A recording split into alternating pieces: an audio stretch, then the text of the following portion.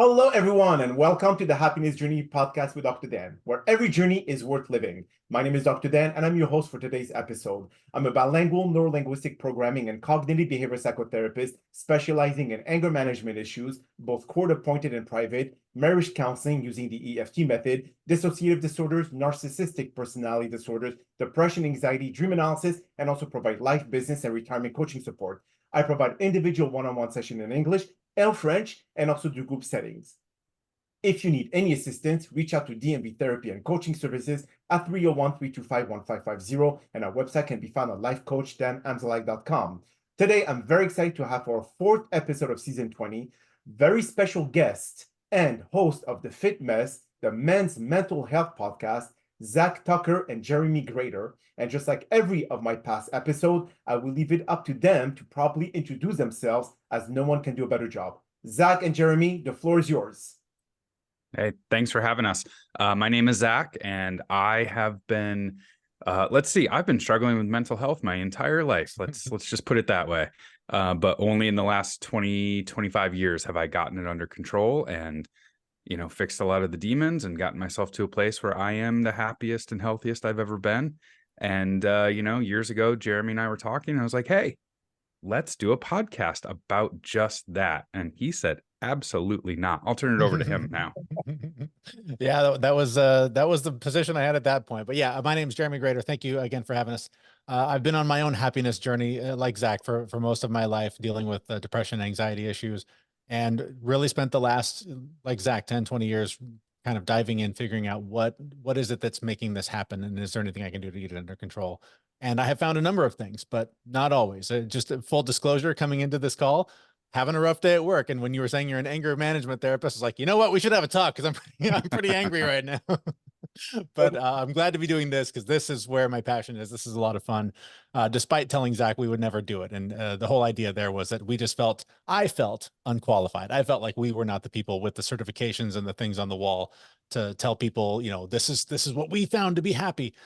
But in the end, what we found to be happy is what works for us. And so if we can share those little things that can help people make those micro adjustments to their day that impact their entire lives, then it's absolutely worth it. And it's become a passion project for several years now. Beautiful. Well, thank you so much, both of you, for being here today. As we are podcast in the podcast community, I think we're here to be able to provide the help that people need and inspire the population, especially those who are struggling and have difficulties in expressing their concern to specialists or to friends, family, whatever it is. So this is the purpose of the happiness journey. So thank you again, guys. Again, it's very rare that I have a duo, especially that are podcast hosts, to be a part of my podcast as well. So maybe I will exchange a favor and be in yours as well. So tell me, whoever wants to go first, so you mentioned, both of you, that you are in your own journey to happiness. So if you could tell to our listeners, what was the best approach that worked for both of you? Because as you know, happiness is very subjective. What is happy for me may be different for you guys, or different for the 7.8 billion people living in this planet. So tell us a little bit more about what was your own personal journey. I think for me, it's full of starts and stops. It's full of things that I tried. It's going all in, and I'm going to change absolutely everything overnight, only to fail a couple of weeks later and give up and feel like this is for other people. I'm not good enough. All the while having this cloud of depression lingering over me, telling me that, I can't consistently show up and be my best self, because that will show up at any point and drive me to behave in ways that are not productive and not allow me to live a full and happy life. But I've been spending a lot of time getting really humble, asking for a lot of help. And some of that started with Zach and I years ago, before the podcast started, because he was talking about some things he was doing to improve his health. And I found that really interesting, and asked him for more details. And what he shared helped me, shed 70 pounds. I lost a ton of weight. I got my physical health more under control, and that's, still an ongoing battle every day now. But it's really just getting humble and asking for help has been the biggest thing, because there are people on the path ahead of us that know how to make it work better. And they have the tips and suggestions. And I'm not looking for the guy on the mountaintop, right? I just need to know how to get around the next corner on the trail to eventually get to the mountaintop, hopefully. So really just several months ago, I was in a pretty dark place. I reached out for some help, and got it from a coach friend of mine. And he set me up with a workout plan and just tiny steps to start taking every day. And I can honestly say, like, I've now gone probably the longest stretch of my life without a depressive episode because of the steps that he showed me that were largely just physical movement, getting in, lifting heavy things, Mhm. eating the right things, prioritizing sleep. It's all the basics, right? It's the stuff we always talk about, but it's so hard to lock them in and to be consistent. And I have proven to myself now for several months that by doing that, I am able to keep the depression at bay much more than I ever have in my entire life. But do you feel that people find this to be, even though it's simple in nature, it's very hard to sustain? Absolutely, because nobody wants to do the work, right? That's the hard part, is doing it every day, no matter how mundane, boring, unmotivated we are, frustrated that it's not showing results. I went to the gym for 2 weeks and I still look the same in the mirror and the scale didn't move. Yeah, of course, because it didn't take you 2 weeks to get to where you are, right? It's a lifetime struggle. We all want the pill. We all want to walk into the doctor's office and say, how do I fix this tomorrow? How do I undo 30, 40 years of bad physical treatment to my body, bad mental treatment to my mind and spirit? What can I take today that will make it go away tomorrow? That's what we all want. And that's why we're not willing to do the work. And for you, Zach, do you feel that this journey is very similar to what you've gone through yourself? And is this the reason how you guys got together in terms of wanting to create this podcast? Because it seems like you guys knew each other way before the podcast as like childhood friends. So was it something that brought you together for whatever reason? Yeah, actually we didn't meet until we were actually I was 30, what, 33, 32, 33, 32. We didn't meet until we were in our early 30s when our daughters were born. Actually, our wives were pregnant at the exact same time, and Okay. they met through another group, and they were like, "Oh, well, my husband likes Star Wars, mine does too. Oh, my husband, like just all these things." So they introduced us at a breakfast one day, but it, from there it just kind of developed. Like we sized each other up. We were like, another guy, like, what do you think about that game last weekend? Knowing neither one of us cared about the game, it was kind of funny. But after a few years, we really started to have like these open and vulnerable conversations around, like, how you doing as a dad, how you doing as a boss, as an employee, as a husband, as a, like, all these different things that we have to deal with. And having our children at the same time really helped with that conversation too, because, like, we weren't sleeping and we were worrying about being a parent, and we were, scared that we were screwing this child up, or at the very least, like, setting ourselves up for massive debt in therapist appointments for the kid. Who knows? But I guess along the way, like, I was still working on myself, and what I found. So everything that Jeremy just said, absolutely double down on it. It's like the basics. The last few months I've been like sick and traveling and had like all these things in the way of my basic stuff, and I've actually been feeling my mental health going down. But what really changed for me was like the day where I realized that I just needed to be okay with where I am at that moment, and have plans for the future, and want to be better, and do, be healthier, happier, all the things. But the day I realized that I just had to say, I'm okay today. Like, I've got food, I'm breathing, my child's alive, bills are paid, like, I'm okay. Like, that switched it for me, where I wasn't constantly going, I need to be this, this, this, this, and this. I could focus on the gratitude for where I am today. And I don't know, like, the happiness started to creep in a little bit more on that. And then I was able to take that next step to go to the next goal, and then to the next goal, next goal, next goal. But so often we're our worst critics. We beat ourselves up for where we aren't, instead of celebrating where we are. Right. That's a huge shift that makes a big difference in my day. But unfortunately for us, social media is not helping, because we have this point of comparison that we look at people that live a so-called life, which we know it's for most very fake. But then we say, well, why is he living this life and I am not? Why is this person having the jet, the Learjet, whatever it is, and I don't? Why this person lives this wealthy life and I'm not? So again, if we are trying internally to be able to change our mindset, to be able to live a happier life, we have external components that are not contributing to succeeding in that level. So how can we just, unless if we separate completely from online social media and we live off the grid, then no one can actually sustain what you guys just said. It's impossible to just look at what's going on out there and be happy with ourselves. So what is the right component? To me, it's what you said. It's looking out. Stop looking out. Look in. What, like Zach said, what's right with right now? What if everything you're doing is right on time? What if you are exactly where you're supposed to be in your life and they're exactly where they're supposed to be? What if that Lear jet in that Instagram photo, they rented with their last 6 months of rent and now they're financially destitute because they wanted to have the perfect Instagram picture to look like they're living the life that you think you're supposed to live? Odds are they don't. So I suffer from this when I've got the apps on my phone. It's so easy to want to just escape, right? Like to open up the phone, start doom scrolling, image after image, story after story about everyone else is living a perfect life and it's amazing. And it's all nonsense. I mean, I would bet 98% of it is nonsense. And you're generous. Yeah. You have to stop looking out. You have to stop looking at what other people are doing and the way other people are living their lives, because you're never going to measure up.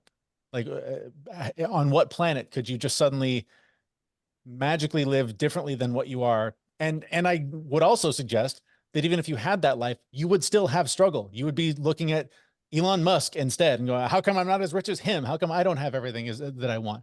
You're just looking for the wrong input to validate who you are and your happiness. So stop looking out, start looking in, start looking at everything you have. Like Zach said, those moments of gratitude, taking the idea of writing 5 times a day, something you're grateful for in a journal, starts to rewire the pathway in your brain to focus on the good and all that you have, rather than looking at your phone every 5 minutes to validate all the reasons you suck and you're not good enough to exist on the same planet as those people. So do you think that the minimalistic movement that's happening with tiny homes and so on and so forth, do you think that makes sense mentally for most, that they don't need to live in a large mansion or having 3 exotic vehicles? Do you think all this brings more happiness? I think it contributes definitely to having more happiness, in the sense that you're not, you keeping up with the Joneses, right? However, honestly, in my mind, it really simplifies your life. So keeping up with the Joneses creates a really complicated life. So I've had a gigantic house before. There's a lot of maintenance that goes into it. You know what I mean? Like, there's just so much to do and so much to fix and so much. You're just busy constantly. And on top of it, if you've got a family and you're trying to do all of those bits and pieces, and you've got the expensive car and trying to figure out how to pay for all of those things just overcomplicate your life. So I don't know if I could survive in a tiny house with anyone other than myself, just from that perspective. But like just the complexity of maintaining a household, like a whole household with a lawn, pool, like all the things, right? That frees up your time to practice gratitude, to like do all those other things. So from that perspective, yes. Again, a tiny home, me and a tiny home with someone else, I guarantee the other person's leaving within 24 hours, because small confined spaces with me, probably not a great idea. Especially claustrophobic, yes. Yeah. And a possible tangent here too. I think a lot of the tiny home movement is literally the cost of housing is completely out of control. So I think to some degree it's necessity, but to some degree it's smart people realizing this is all people can afford. Let's sell this. Let's find ways to make this cool. Let's find ways to make this, the marketable point of success, that you own something, right? But that being said, yes, minimizing the less you have, the less you have to take care of, the more you can like let go, the more space and freedom you create for yourself in your life. So I agree with what Zach was saying. And I also could not survive long in a tiny house with multiple people. when you look at what Elon Musk, he sold all his property and now he lives in the warehouse of Tesla, like a box, basically. I think he understood that the value of life does not reside on what you own, but more what you could take advantage of the time that is being given to you. So as you said, Zach, if you get a mansion and you spend every single weekend to do the landscaping, well, I mean, if you're wealthy enough, you're going to get a landscaper and all that, but still problems will come one after the other.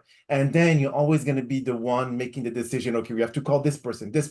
So if your time is spent, whatever time you have available, because if you own a large mansion, chances are you're at the office 100 hours a week. So when are you going to take advantage of what you've built. And this is what the big problem is, that sometimes simplistic approach to life will reduce an enormous amount of stress and will give you the quality of life that you crave for. And people feel that, especially high achievers, they always want more and more and more. And when they get more, they ask this question, what's next? What else can I get? So it's like a hamster wheel. It never stops turning. So where do we give ourselves the break to say, you know what? I've achieved whatever I wanted to achieve. But then the question is that the final destination?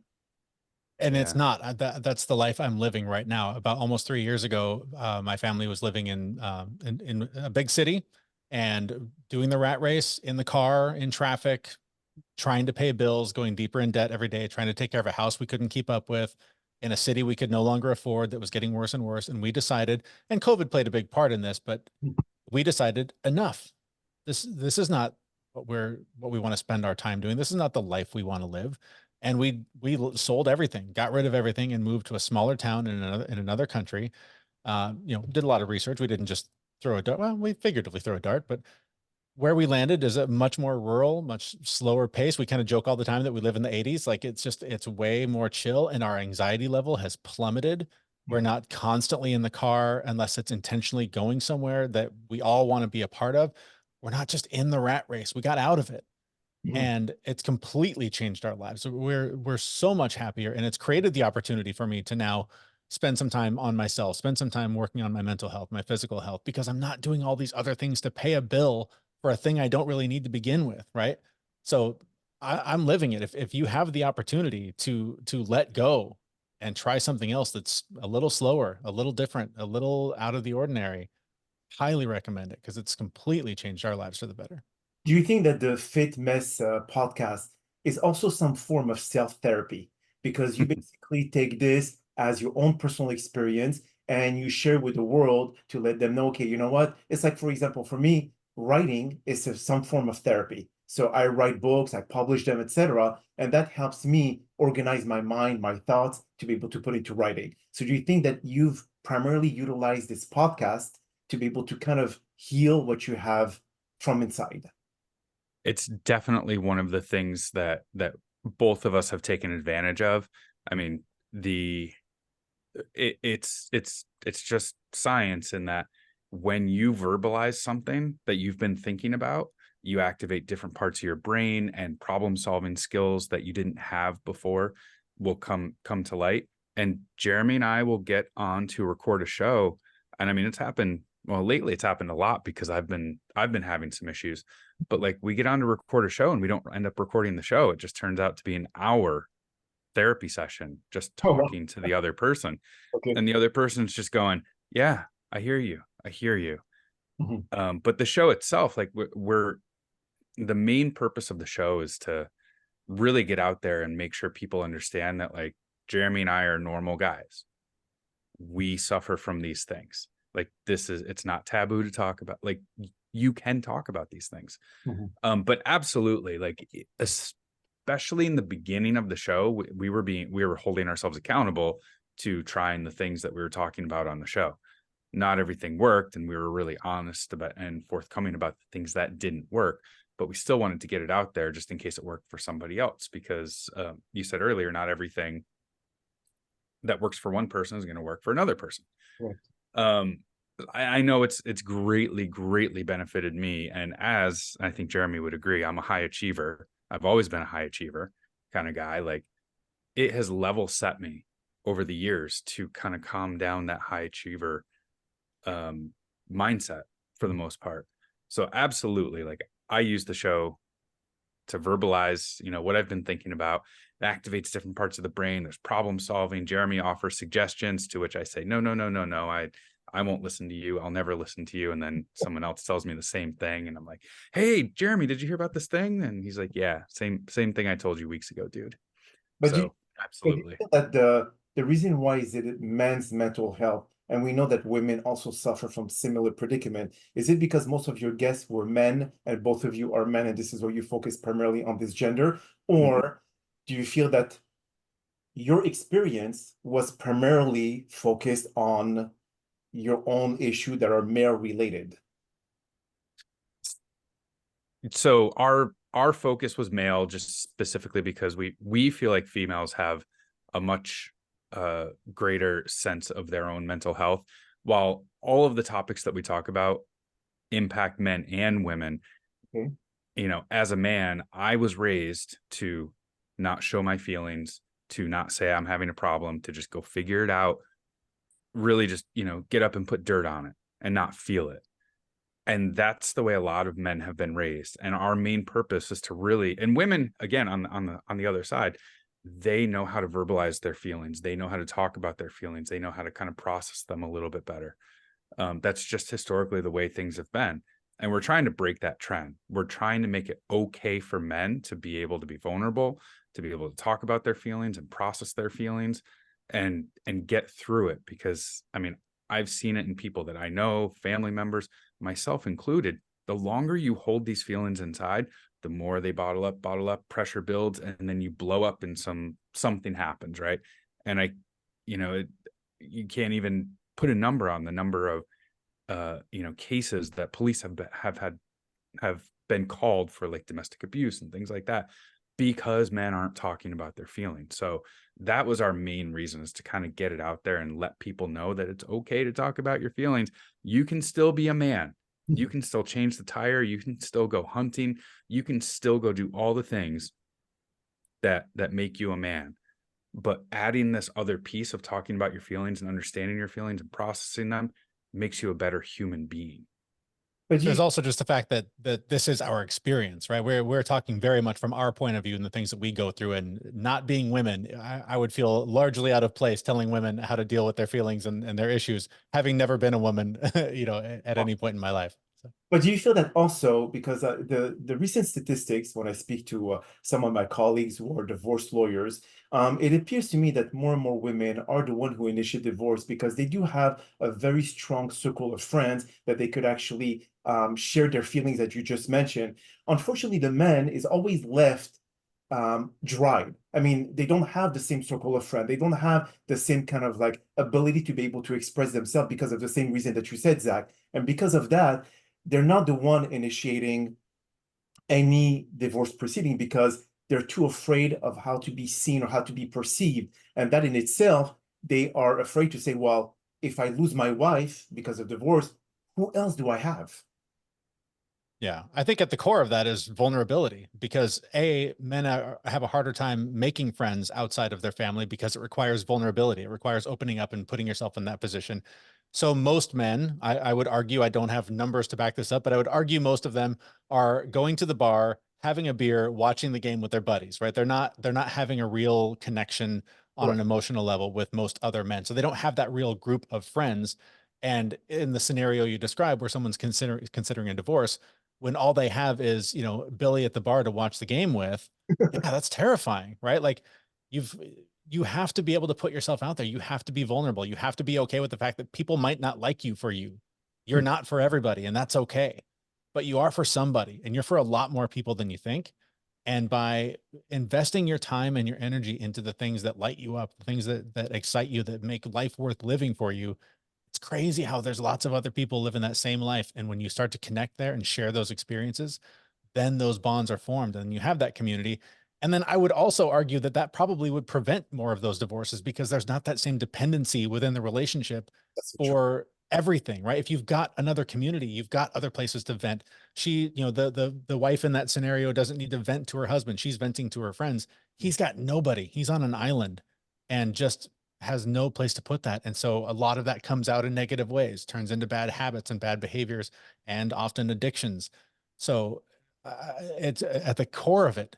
Guys just have to be more vulnerable. And I can hear guys screaming, "Oh, it's nonsense." Sorry. That's the key. Open up, be more vulnerable, and watch how life becomes so much more enjoyable. But you Yeah. think in the post-pandemic era, because of us being forced into isolation and loneliness, do you think that exacerbated how people may perceive the future without their spouse if anything happens in the relationship?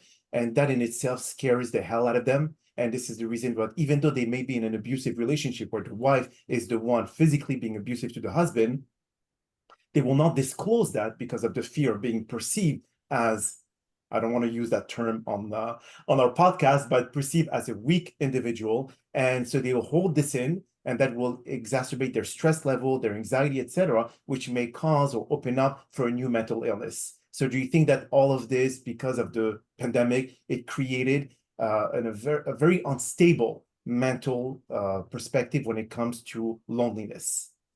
This is speaking from personal experience because I happen to have gotten divorced just at the end of the pandemic, initiated by me. And just saying, like, Jeremy and I had long conversations about it, and my ex and I were having issues, and we were talking about splitting up, and I processed my feelings and emotions and